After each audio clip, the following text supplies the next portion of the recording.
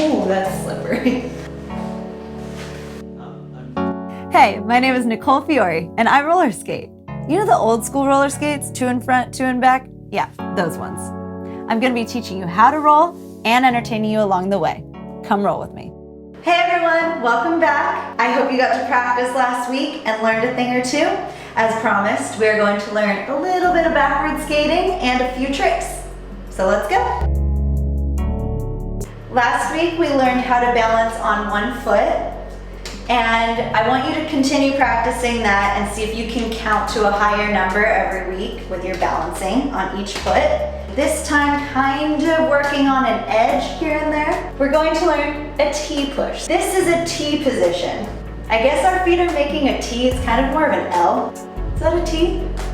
In order to push off, you bend both knees and you put your weight from your right foot to your left foot and you push off. A little more detail. I feel my weight in the inside of my right foot, and that's what I use to push off. But as you push off, you can't leave your weight back here or you won't go anywhere. You can't push off like that and lead with your hips. You have to lead with your knee. Use both feet. Do it on each side so that you don't get good at one side and not great at the other. On this side, and now you'll feel the weight on your left inside of your foot, and you transfer and you push off and you stop. It's a good idea to do this in airplane position with your hands out, palms flat, so that you're balanced on each side. If you don't want to stop, if you want to keep going, that's when we will do scooter pushes. We all know how to ride a scooter, I would assume. Maybe not judging. And we use just one foot. Obviously, on our wheels, we can't just get some roll like that. We're just pushing to nowhere. So we use the side of our skate. Even if you have a small confined space like this, you should be able to do it to practice it. So you get in your T position, you push off, and then you bend and keep pushing using the inside of the skate that you're pushing on. This is hard going in a little circle. So instead of doing this, you get in this motion. No matter how good you are, no matter how experienced you are, I make my skaters practice this every week. This is a really good drill and it's a really good exercise. If you stay down, your thigh muscle will kill. And then you have to switch or else one leg is going to be really sore and the other leg is not. You want to be evenly sore. In order to do a good scooter push, you have to get your feet to come together and roll parallel to each other. We did a little bit of that last week when we pushed off and learned how to roll. To build upon that, we're going to work on a cannonball. I don't really know why it's called that. Like a ball? Isn't that the one where you crouch down and you grab your knees? Yeah, okay. When I was taught this, I was taught to push off from a T position, put my feet together when I'm rolling, crouch down as far as I could and hug my knees. So you want to be in this position right here. And think about it, you're lower to the ground this way, so if you're going to fall, you're going to be better off. Practice getting lower and lower and lower. Maybe think of touching your toes. Don't look down at your toes because you'll just topple over forward. Keep that chin up, bend down, touch your toes, and then try to drop your booty, keeping your weight forward and hugging your knees tight. If you go back like this, that will happen.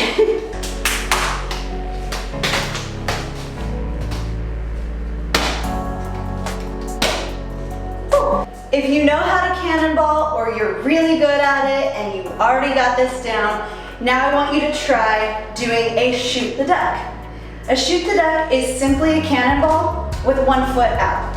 So if you're in this position, hugging your knees, all you do is transfer your weight to one foot, stick the other one out, and hold it. Another thing you can do if you really don't want to put the foot all the way out yet is to put your heel wheels on the ground and let them roll And then you can have more stability before you try lifting it. Hardcore gym people, unlike myself, these are like pistol squats. Now watch, I can do this on my left leg, I think.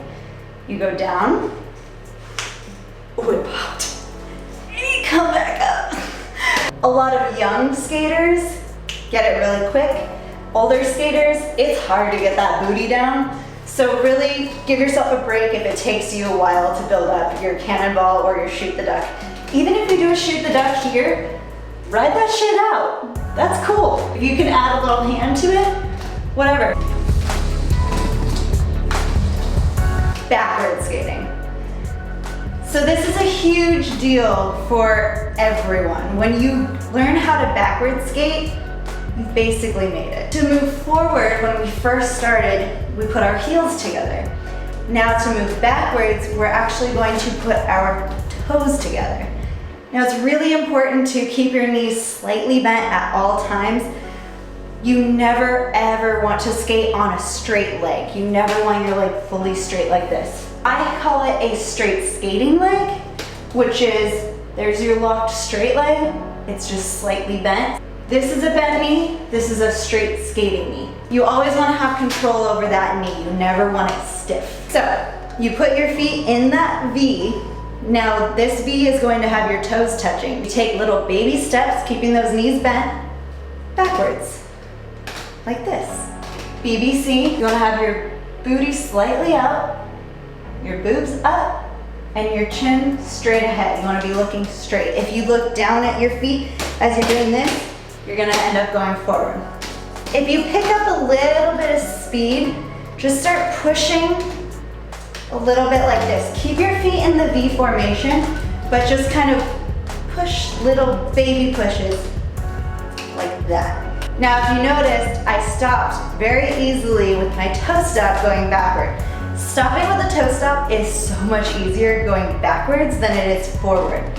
All you do to stop going backward is you just put that toe down. That's all you have to do. Keep practicing stopping with your toe stop forward and backward. It is so important.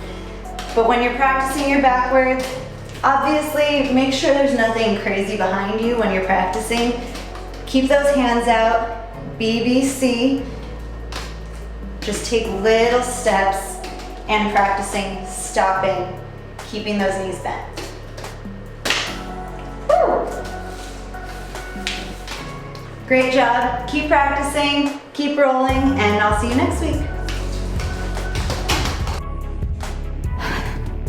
Well, wasn't that educational? Go ahead and like this video and subscribe to my channel while you're at it. You know, if you want to learn how to be cool and not fall down so much. Okay, I think that's fine. Yeah? Stop it. Yeah.